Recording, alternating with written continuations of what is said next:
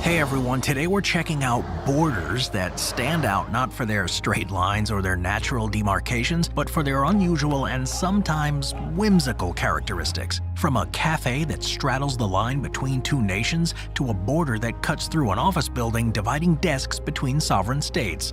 I'm counting down the 15 quirkiest borders in the world, starting with number 15, Atari Wagah. Wagah, a village divided between India and Pakistan since the partition in 1947, stands as an example of the complex relationship between these two nations. Every evening, as the sun sets on the horizon, the flag ceremony unfolds with a captivating display of military pageantry. Thousands of people gather on both sides of the border, their cheering echoes across the divide. On one side, shouts of Pakistan Zindabad fill the air, while on the other side, cries of Jai Hind resound. Well, amidst the fervent chants and spirited displays, tension. Then, as quickly as it began, the gates are closed, signaling the end of the ceremony for the day. Number 14, the Slash.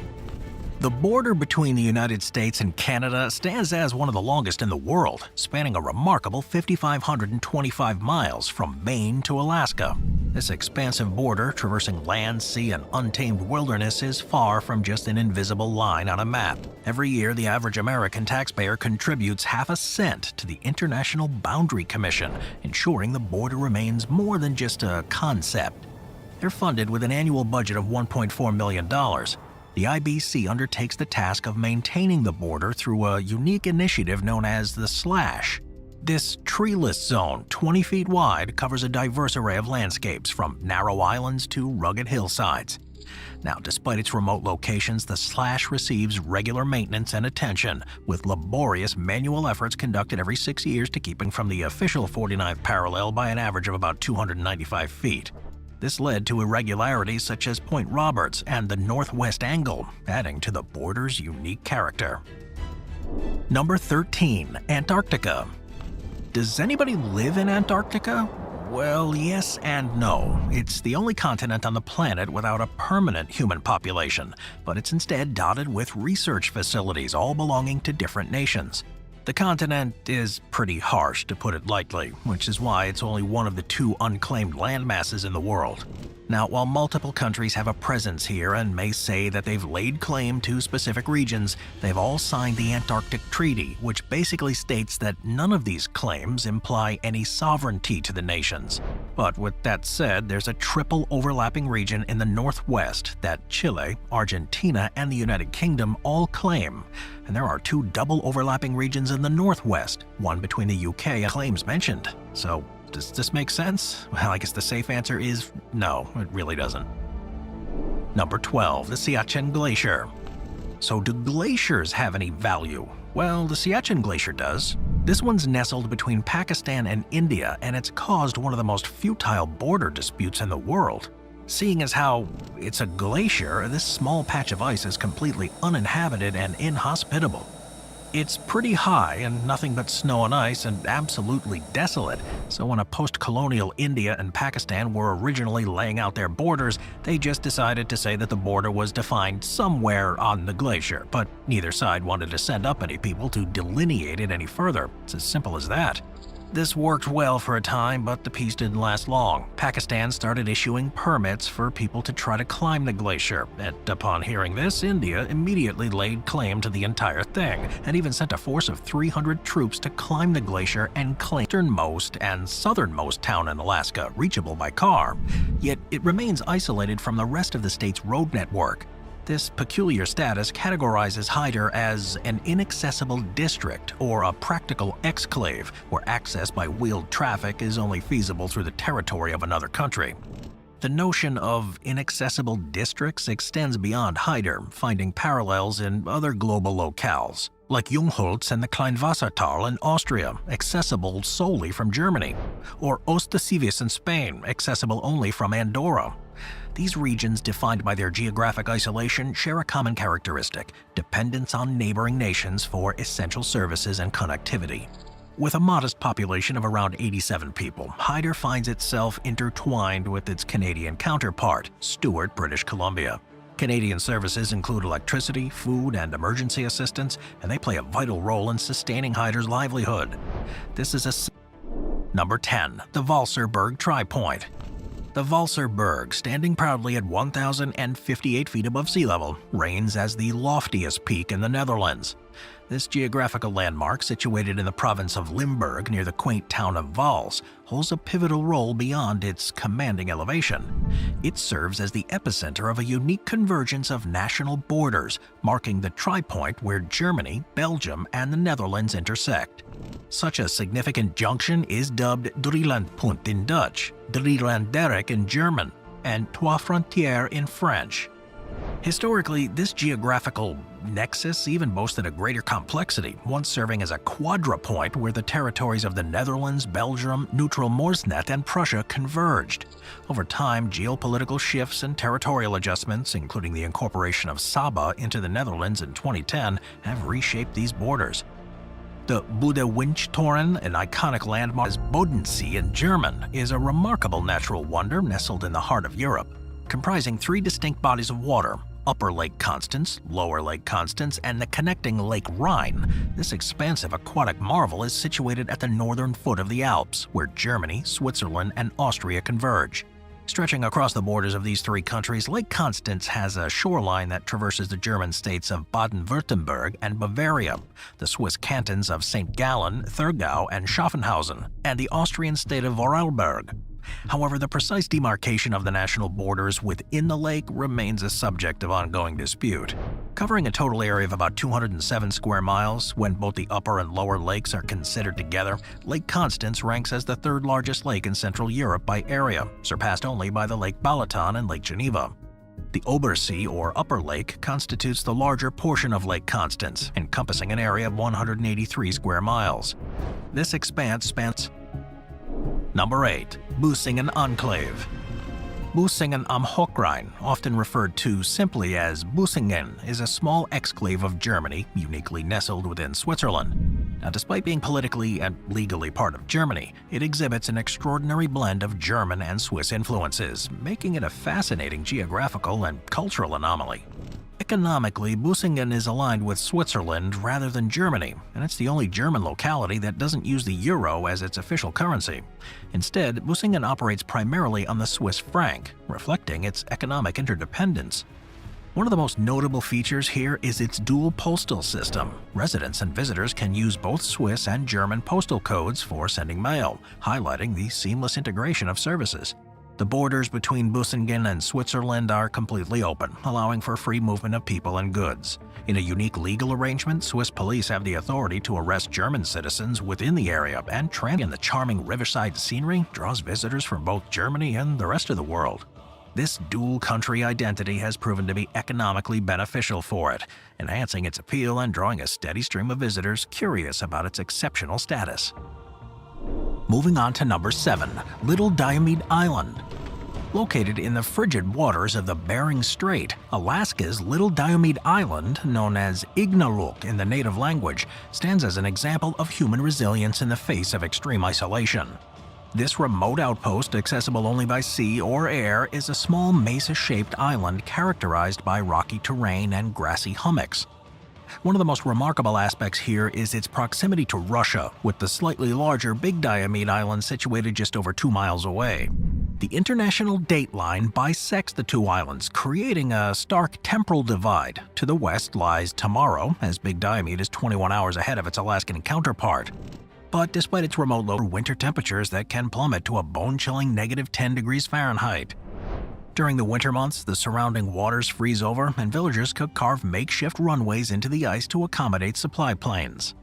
As the ice melts and hunting grounds disappear, the resilient inhabitants of this little island confront an uncertain future, grappling with the challenges of preserving their cultural heritage in the face of environmental upheaval. Number 6. The Northwest Angle. Located in Canada lies Minnesota's peculiar gem, the Northwest Angle. With its population of a mere 119 people, this tiny enclave, affectionately dubbed the Angle by locals, stands out as a quirk in the tapestry of U.S. geography.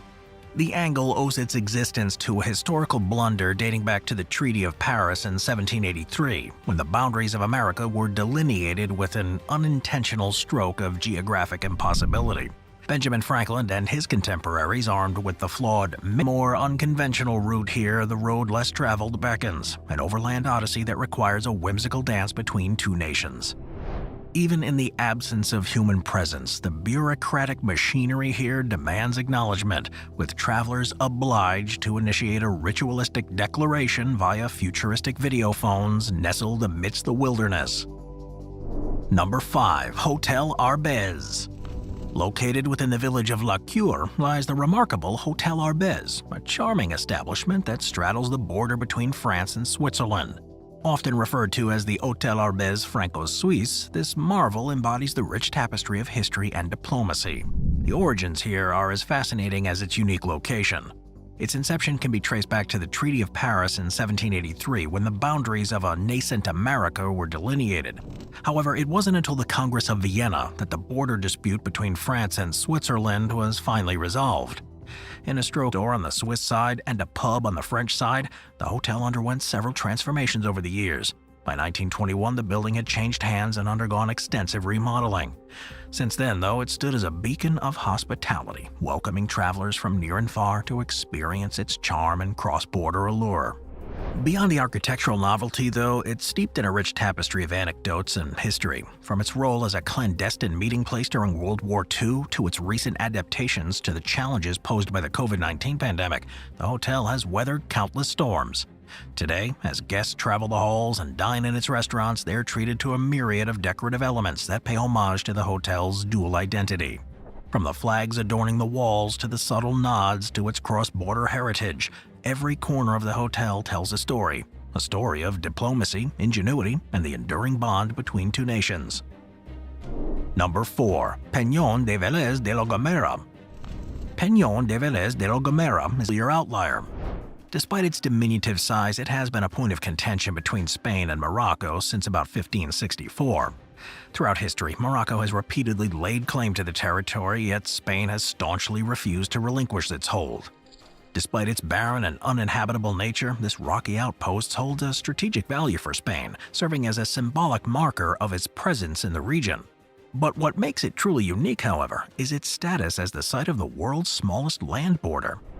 This distinction, further underscored by the fact that the rocky enclave was once an island until 1934, when an earthquake transformed it into a peninsula, connecting it to the Moroccan coast and solidifying its place in international border lore. Well, presently it's inhabited solely by Spanish troops responsible for its surveillance and defense. And despite its remote, inhospitable nature, the rocky outpost has not been immune to outside interference. In 2012, it was briefly invaded by a group seeking to assert borders, which are straightforward lines on a map. This one weaves through towns and even homes, creating a tapestry of enclaves and exclaves. Well, it's established in 1843 through the Treaty of Maastricht. This border was intended to bring peace and stability between the two neighboring countries. However, its unique geography has made it a subject of fascination. One of the most remarkable aspects of this border is its effect on the town of Berg, which straddles both sides of the line. Here, houses are divided by the border, with some rooms in one country and others in another. Take, for example, the house at Leuven 2 in Barl-Hertog and Leuven 19 in Barl-Nassau. Its front door sits exactly on the border, prompting authorities to designate it as both Belgian and Dutch. Well, this has resulted in some interesting legal challenges, particularly during times of conflict like World War II. During the war, the Dutch military commandeered the house, unaware of its dual nationality, when the Belgian government into Pheasant Island. Pheasant Island is an uninhabited river island in the Bidasoa River, located between France and Spain. The administration of the island alternates between the two nations every 6 months. Now, despite its name, there are no pheasants on the island, and the name might be a misinterpretation of a French word relating to passing or toll. The conference name likely originates from the international meetings held there, most notably the signing of the Treaty of the Pyrenees in 1659, which concluded with a series of 24 conferences following the end of the 30 Years' War. A monolith was then erected in the center of the island to commemorate the meeting. While Pheasants Island is the world's smallest condominium, a territory jointly administered by two countries. In France, the position is held by the Adjunct Department Director Delegate for the Sea and Coast of the Atlantic Pyrenees and Lands, who carries the title of Viceroy of Pheasant Island, a bit of an unusual designation in the French Republic, and members of the naval commands of San Sebastian of Spain and Bayonne of France on it every 5 days for monitoring purposes. Number 1. Devon Castle. Devon Castle is situated in Devon, a borough of Bratislava, the capital of Slovakia. This site has been inhabited since the Neolithic Age, and it's been fortified since the Bronze and Iron Age, with later occupation by Celts and Romans. It's perched on a cliff with an elevation of about 700 feet, and the castle overlooks the confluence of the Danube and Morava rivers. Devon Castle straddles the border between Slovakia and Austria, with the Morava River and Danube forming the frontier.